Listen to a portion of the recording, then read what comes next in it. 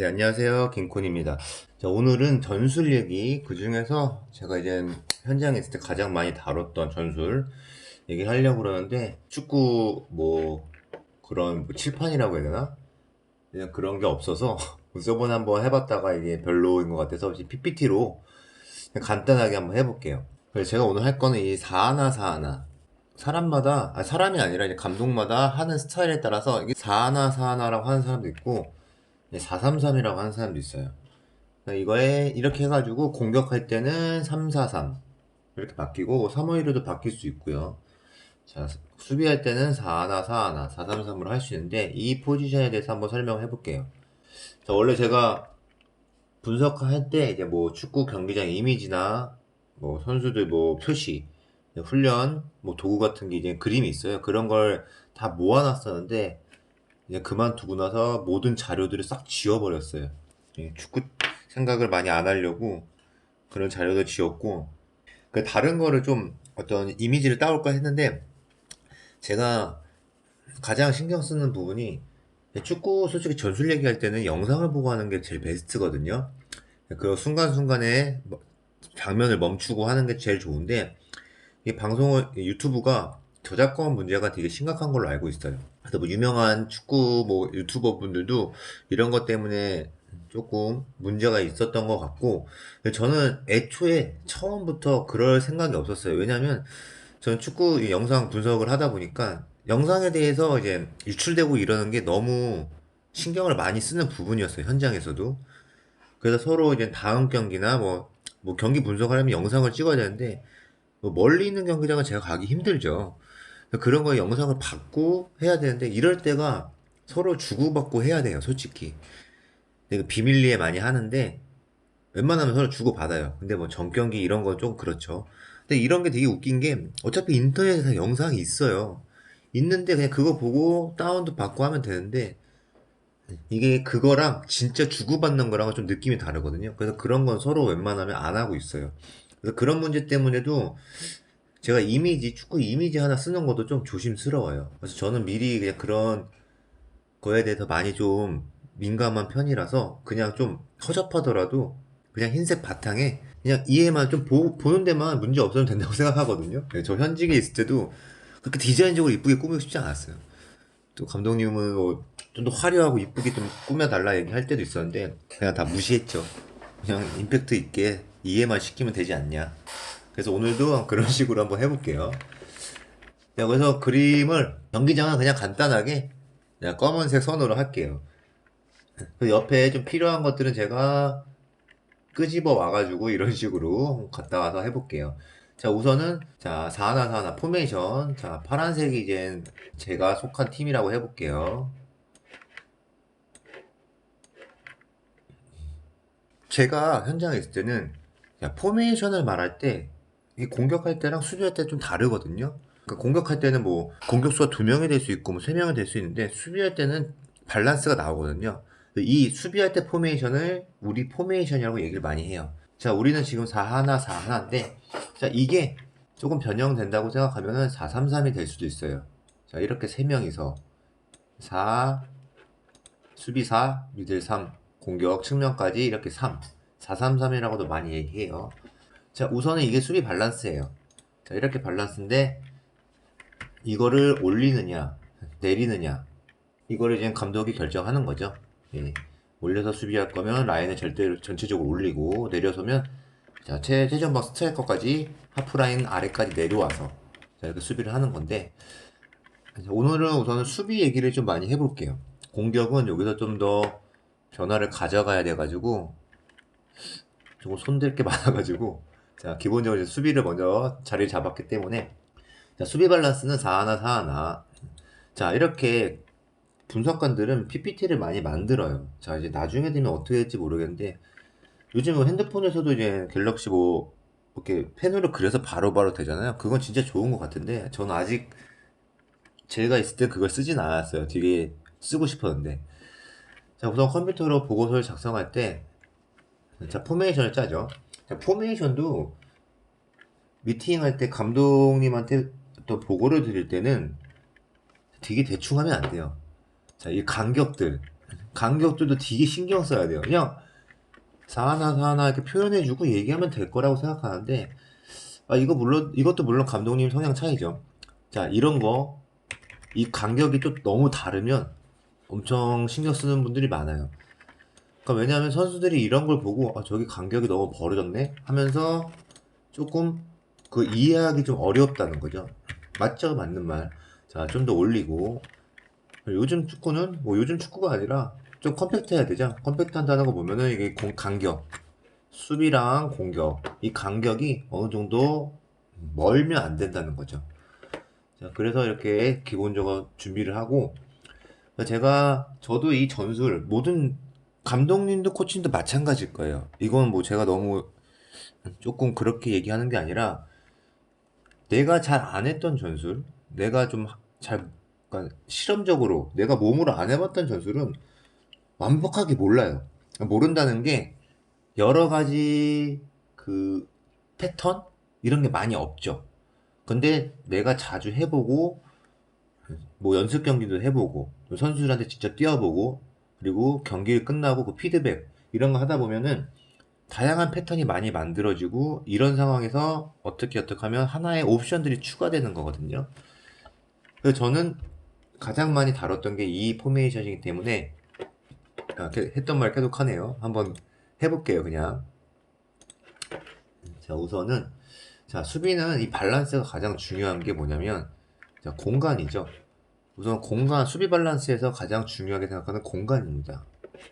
가장 기본적인 거, 수비할 때는 전체적으로 같이 움직인다는 거. 아주 기본이죠.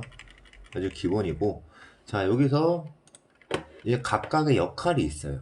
각각의 역할이 있는데, 우선 이 최전방 공격수. 최전방 공격수는 우선 수비, 압박을 시작할 때 가장 첫 스타트를 끊는 게 이 공격수들이에요. 자, 양쪽에 있는 측면 공격수들이랑 최전방 공격수인데, 우선 위치적으로는 뭐 계속 왔다 갔다 해야 되겠죠. 앞뒤로도 왔다 갔다 해야 되고. 자, 근데 이제 상대가 공을 돌릴 때, 뭐 상대가 이렇게 있다고 볼게요. 자, 최전방 스트라이크는 가장 중요하게 생각하는 거예요. 자, 미드필더들도 가장 많이 이 선수한테 요구하는 게 뭐냐면, 자, 움직임. 첫 스타트를 어떻게 끊을까예요. 자, 예를 들어서 상대팀 수비수가, 자, 여기서 공을 이렇게 돌리고 있어요. 공을 검은색으로 표현해 볼게요. 자, 공을 여기서 왔다 갔다 돌리고 있어요. 근데 보통 일반적으로는, 자, 공이 측면으로 갔을 때 압박이 바로 시작하죠. 자, 측면으로 갔을 때 우선 최전방 공격수는 이 선수한테 압박을 가는 게 아니라, 자, 이쪽으로 압박을 가죠. 왜냐면 이 공이 다시 이쪽으로 못 오게. 그래서 측면으로 몰아버리는 거죠. 자, 이렇게 몰았을 때, 자, 이때부터 압박이 시작하는 거죠.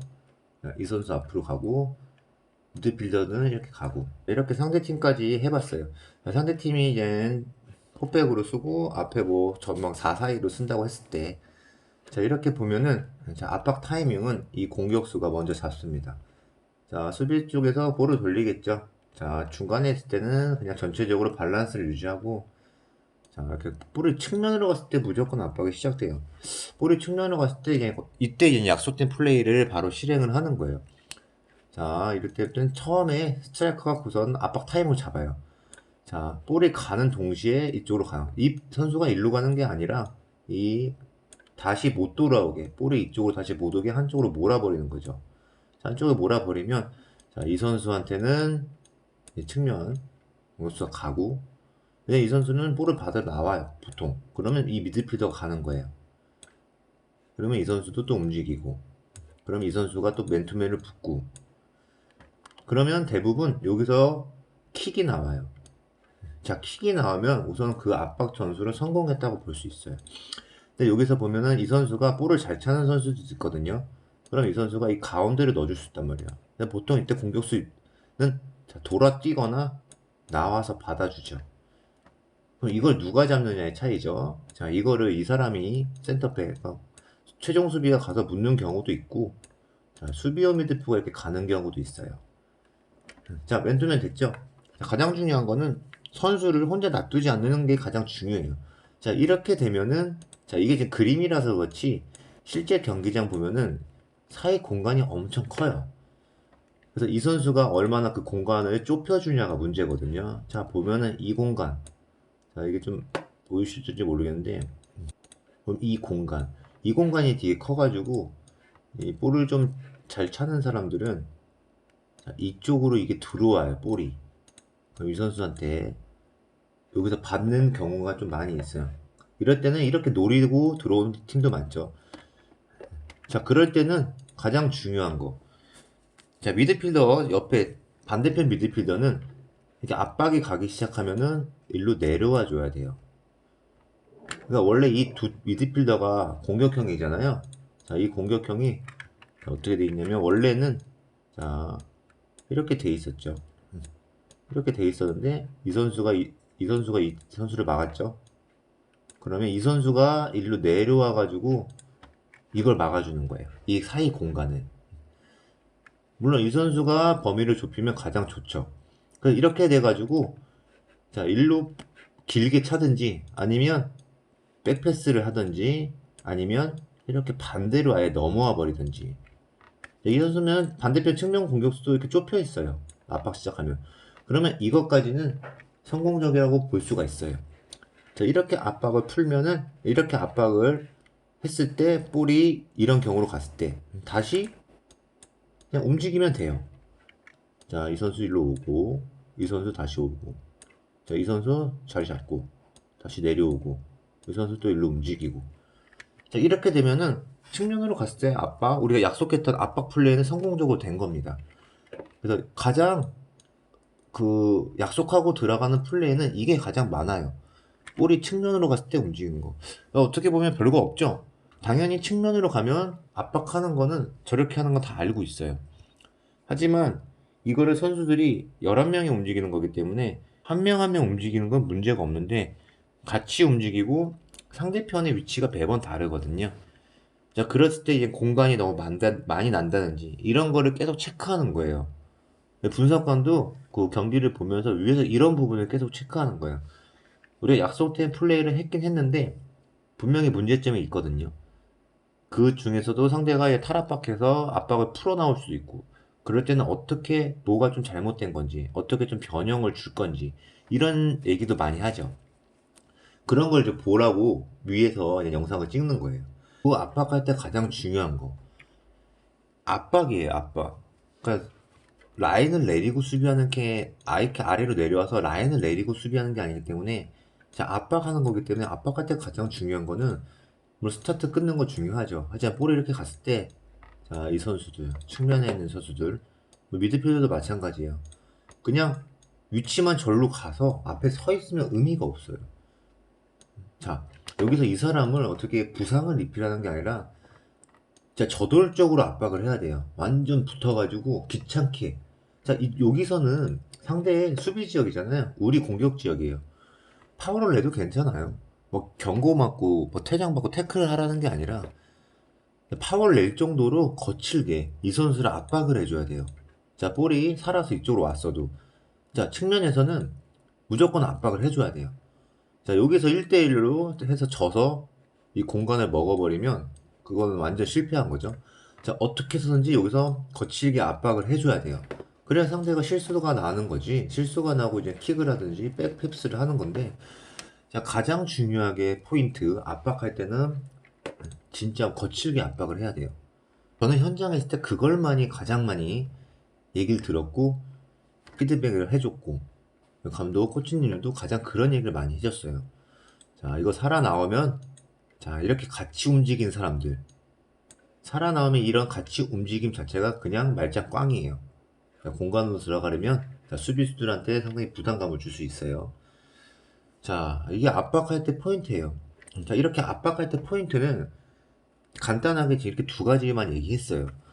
이게 가장 기본적인 거고 가장 많이 중요하게 생각하는 거다 라고 생각을 할 수 있고, 자, 그러면은 이제 압박이 아니라 일반 수비적인 그냥 평상시라고 해야 되나? 압박이 안 들어갔을 때 수비는 그냥 이렇게 우리 지역에서 수비 밸런스를 잡고 있죠.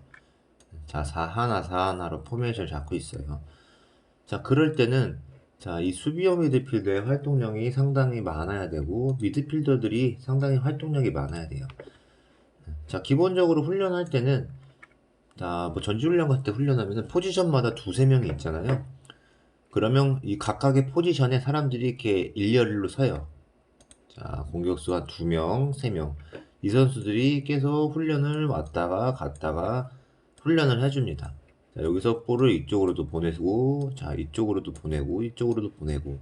그러면 얘네들이 계속 훈련을 할 때 계속 움직여요. 얘 움직이는 건 기본이고. 자, 움직였을 때 이제 여기서 한번 실질적으로 상대의 또 B팀이 와가지고, 자, 수비수들이 와서, 자, 볼을 돌립니다. 돌렸을 때 이런 수비 밸런스 일 때 가장 중요한 거. 자, 이 공간들. 어떤 공간이냐? 자, 이런 공간들. 지금 보이시죠? 자, 선수 미드필더 간의 공간들을 넓게 주면은 안 돼요. 그걸 가장 많이 강조를 하죠. 자, 볼이 이쪽으로 왔을 때, 자, 공격할 때, 자, 3-4-3 포지션을 바꿨을 때, 공격할 때도 가장 요구를 많이 하는 게, 자, 과감하게 공격 지역 안으로 볼을 투입하는 거예요. 그래서 이 투입하는 방법을 찾는 게 빌드업 과정이고, 자, 요거를 막는 게 가장 중요해요. 자, 이거를 막으려면은, 자, 보면 이 선수들이 밸런스를 이렇게 유지를 해줘야 돼요. 그러니까 좁혀야 된다는 거죠. 근데 좁히는 걸 누가 뒤에서 컨트롤을 해줘야 되는 거죠. 자, 이 선수, 이 선수, 이 선수, 이 선수들이 이걸 계속 컨트롤을 해주는 겁니다. 자, 볼 잡았을 때 상대 공격수들 볼 받으러 계속 사이사이로 움직이려고요. 자, 사이사이 무조건 움직여요. 미드필더들도 마찬가지로. 자, 움직였을 때 압박이 아니라 밸런스를 유지하는 거기 때문에 자, 어느 정도 가주고 견제만 해주고 움직여주고 자, 이렇게 되면은 이 사이를 못 들어오게 막는 거예요. 자, 움직여주고 자, 이 사이를 막으려면은 얘네들이 가만히 있으면 안 되죠. 무조건 촘촘히 서야 돼요. 그럼 일로 뻥 차겠죠. 그럼 또 움직입니다. 이 훈련을 반복적으로 합니다. 그러니까 상대팀 우리도 패스 연습을 하거나 공격 연습할 때 볼을 강하고 빠르게 줘야 된다는 게 얘네들이 부담감을 많이 느끼죠. 그래서 이런 공간들을 막는 게 가장 중점적으로 하는 훈련입니다. 수비 밸런스를 할 때, 특히 4하나 할 때. 그래서 이 선수들, 이 미드필더 3명 선수들의 역할이 가장 중요해요. 자, 여기서 넘어올 때 설렁설렁 넘어오면은, 자, 이 선수 여기가 있죠? 자, 이 선수가, 자, 투톱이건, 원톱이건, 자, 여기 미드필더건, 한 명이 무조건 이 사이를 먹게 돼 있어요. 이 선수가 설렁설렁 오면은 이 선수는 일로 바로 들어가요. 바로 들어가면은, 자, 돌아서 버리죠? 1대1이에요. 이 상황이 발생한단 말이에요. 그럼 이 선수가 이렇게 넘어왔을 때 볼이 이쪽에서 이쪽 딱 넘어왔다. 그럼 이 선수 움직이죠? 이 선수가 나오는 경우도 있어요. 맨투맨으로. 자, 그러면 자, 좁히겠죠. 그러면 이 선수는 가만히 있지 않죠. 이 선수가 여기를 이 공간을 먹던가 일로 들어가죠. 그러면 이 수비수들한테는 상당히 부담이스러워요. 그래서 이 센터백이 나오고 안 나오는 것도 다 감독 지시죠. 아, 나오지 말라 하면 이 선수가 상당한 운동량을 갖고 뛰어야 돼요.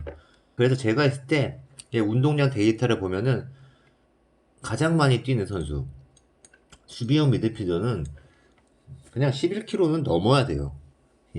많이 뛰면 한 13kg 나오거든요. 이 많이 뛰는 걸 사이드 측면 수비수들이 여기요. 측면 수비수들이 많이 뛰어야 돼요. 공격할 때 공격 가담, 수비 가담 해줘야 되니까. 근데 그 다음으로 많이 뛰어야 되는 선수들이 이 수비형 미드필더랑 공격형 미드필더. 이 미드필더 3명들이 한 12kg 정도는 뛰었던 것 같아요. 11에서 12kg. 그래서 그게 많은 건데 매 경기 그렇게 나오니까 그게 당연하다고 생각할 정도로 그 정도의 운동량을 보여줘야 되죠. 자, 이런 식으로 수비 밸런스. 수비할 때는 이게 가장 커요. 자, 이렇게 많은 상황에서 기본적인 걸 가지고, 기본적인 걸 이렇게만 가져가는 거예요. 자, 이렇게 가져갔을 때, 뭐, 변수가 생기죠. 자, 상대팀도 하다 보면은 이 전술을 알고 있으면 이 전술을 깨려고 빌드업 전술을 짜죠.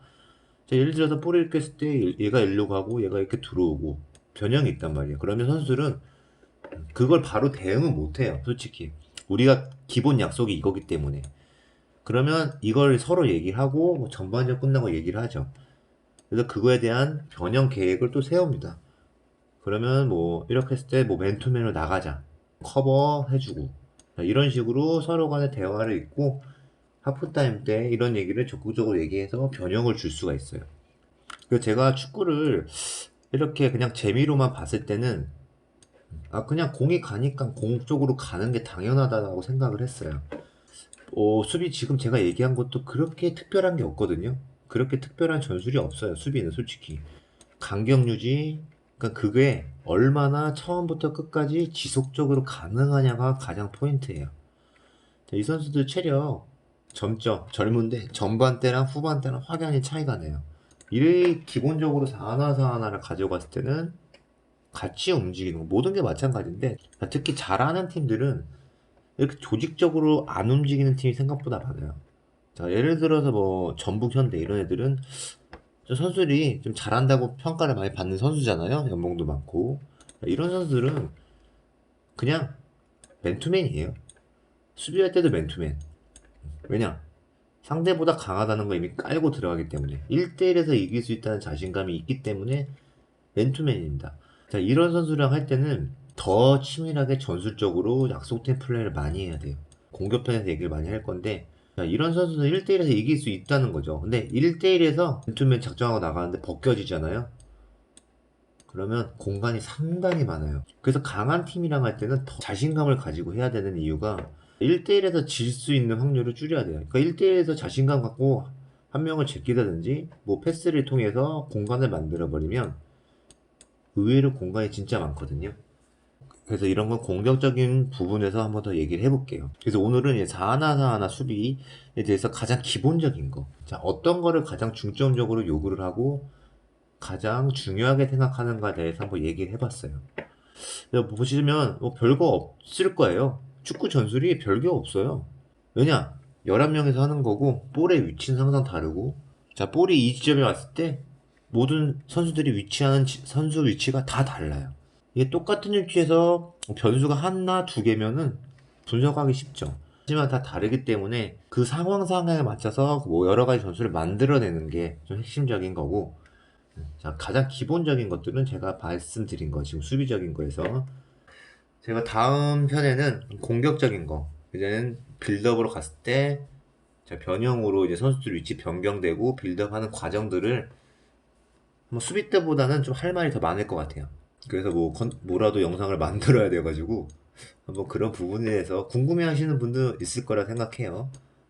그런 거에 대해서 얘기를 해봤습니다. 다음에는 이제 공격적인 전술에 대해서 한번 얘기를 해볼게요.